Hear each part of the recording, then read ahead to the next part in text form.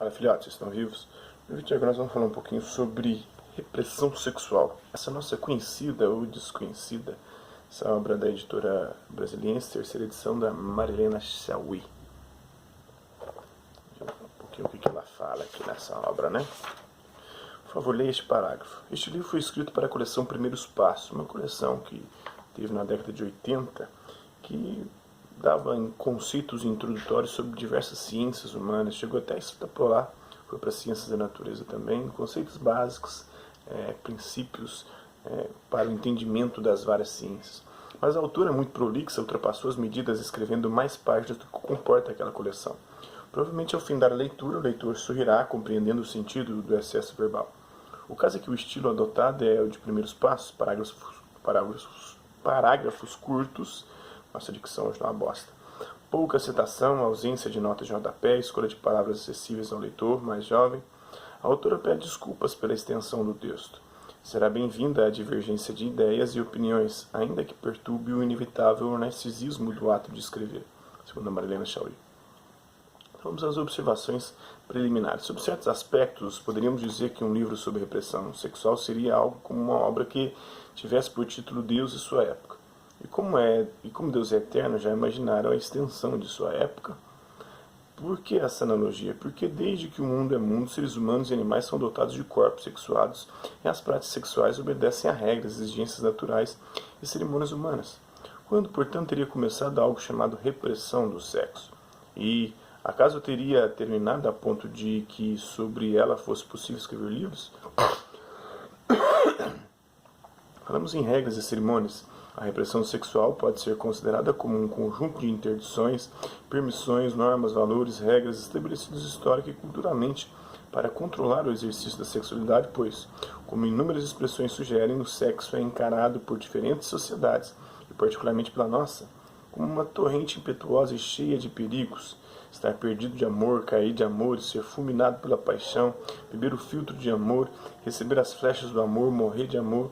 As proibições e permissões são interiorizadas pela consciência individual graças a inúmeros procedimentos sociais, como a educação, por exemplo, e também expulsas para longe da consciência quando transgredidas, porque, neste caso, trazem sentimentos de dor, sofrimento e culpa que desejamos esquecer ou ocultar. Temos assim um fenômeno curioso, qual seja o de que algo suposto ser meramente biológico e meramente natural, o sexo sofre modificações quanto ao seu sentido, a sua função e a sua regulação, ao ser deslocado do plano da natureza para o da sociedade, da cultura e da história. O deslocamento que aparece com maior nitidez quando nos lembramos que reprimir, numa das acepções oferecidas pelos dicionários, significa ocultar, dissimular, disfarçar. Com efeito, a repressão sexual será tanto mais eficaz quanto mais conseguir ocultar, dissimular e disfarçar o caráter sexual daqueles que está sendo reprimido.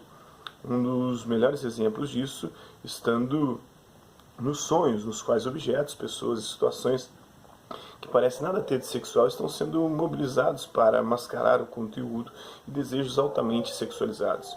Via de regra, antropólogos e psicanalistas consideram que o momento da passagem do sexo natural ao sexo cultural, isto é, simbolizado e sujeito a códigos, ocorre com a determinação do primeiro e mais importante dos interditos, a proibição do incesto. Sobre isso, convém fazermos duas observações.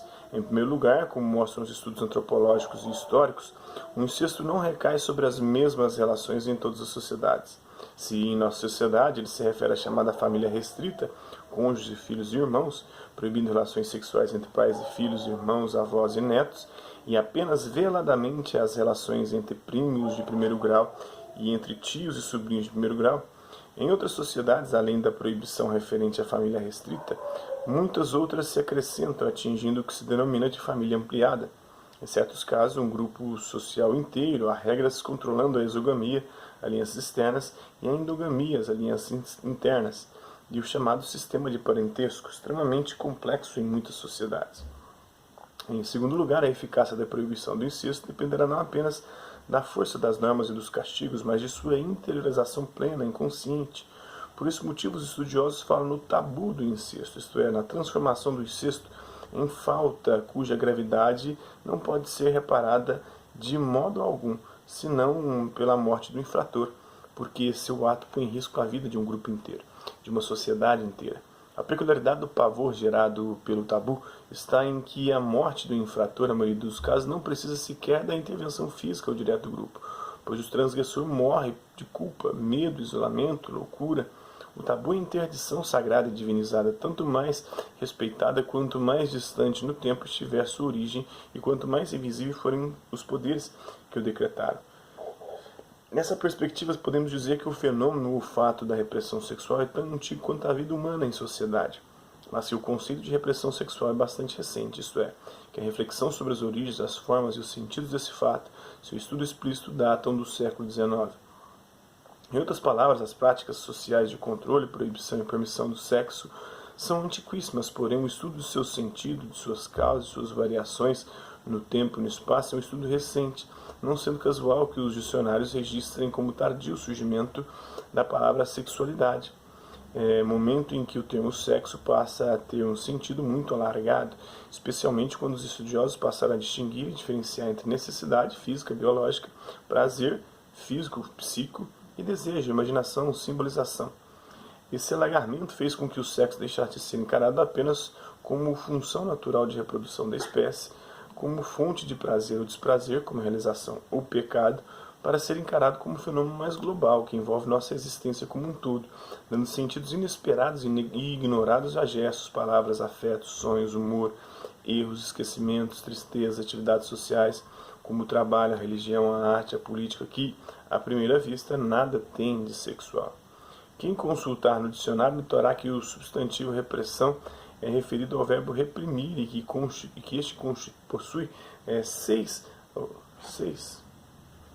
sentidos principais. O primeiro, suster ou conter um movimento ou uma ação, reter, proibir, refrear, moderar, não manifestar, dissimular, ocultar, disfarçar. Segunda, terceira, violentar, oprimir, vexar, tiranizar. Quarto, impedir pela ameaça, pelo castigo, proibir. Quinto, castigar, punir. Sexto, conter-se, dominar-se, moderar-se, refrear-se.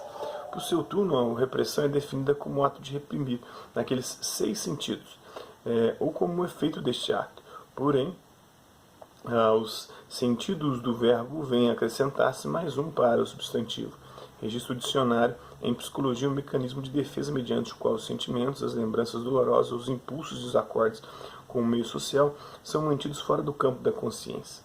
Este último sentido também aparece nos dicionários de psicanálise, onde se lê que repressão é a operação psíquica tendente a fazer desaparecer da consciência um conteúdo desagradável ou inoportuno, conteúdo que pode ser uma ideia ou um afeto. Então, isso é um pouquinho aí da repressão sexual, essa nossa conhecida ou desconhecida, segundo a Mariana Chauí. Espero que vocês tenham gostado do vídeo. Quem curtiu, dá um like, quem não curtiu, dá um dislike. Quem se interessar pelo conteúdo do canal, só se inscrever, ativar o sininho e aguardar os próximos vídeos e as próximas notificações. Deixe também o seu comentário dizendo o que você tem achado dos vídeos, sugestões de temas e assuntos para serem abordados em vídeos posteriores. É isso aí. Hasta la vista, babies, e até a próxima.